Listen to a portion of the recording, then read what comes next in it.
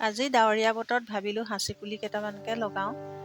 এয়া মানুহজনে পুলি লগাই আছে, ইফালে মই ৰুই আছোঁ। আৰু এয়া ঘৰৰে পুলি হয়। আৰু ইয়াৰ আগতে ৰুই থোৱা আছিলে, মানে মাজে মাজে দুই এটা পুলি মৰিলে। সেই জেগাত আকৌ ৰুই দিয়া হৈছে। আৰু খালী জেগা অকণমানো আছিলে। এয়া আকৌ আমাৰ শেৱালি ফুল হয়।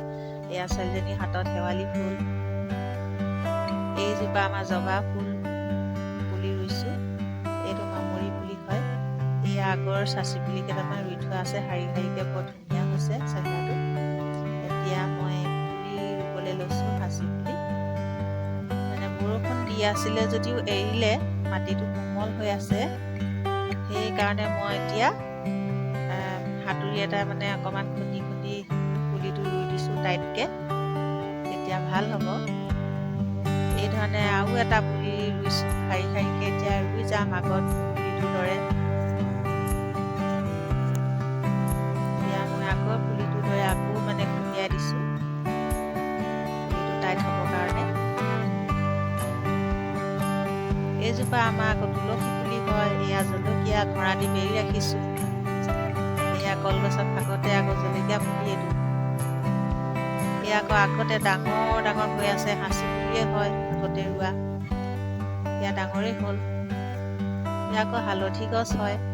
এয়া আমাৰ মুৰ্গী গঁৰাল এটা বনাই আছে, আধা বনোৱা। এয়া আকৌ কোমোৰা লাগিছে। এইফালে চাওকচোন কলিয়াইছে, কলি মেলিছে বাৰু।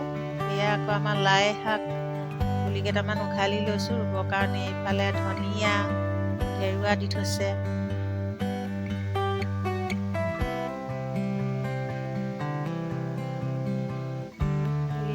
এয়া জলকীয়া পুলি হয়, মুকলিকৈও আছে।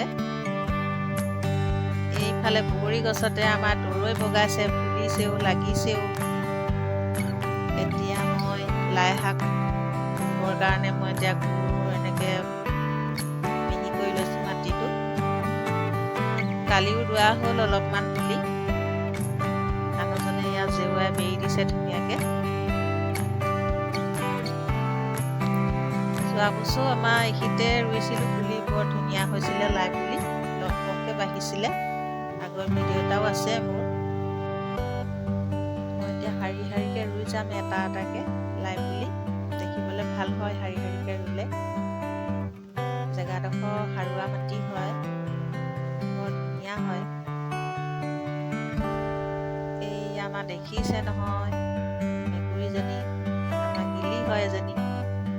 তাইও মানে দিগদাৰ দিয়ে আৰু কিবা এটা কাম কৰিলে মানে। এইয়া তাই লাই পুলিটো ৰুবলৈ বুলি আগবাঢ়ি আহিছে।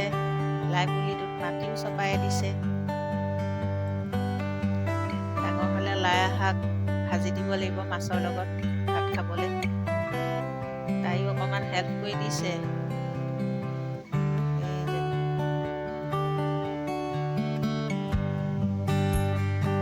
লগে লগে থাকে আৰু কিবা এটা কাম কৰিলে তাই লগে লগে ফুৰিব। এজোপা পৰা আমাৰ আমলখি গছ ডাঙৰেই হৈছে।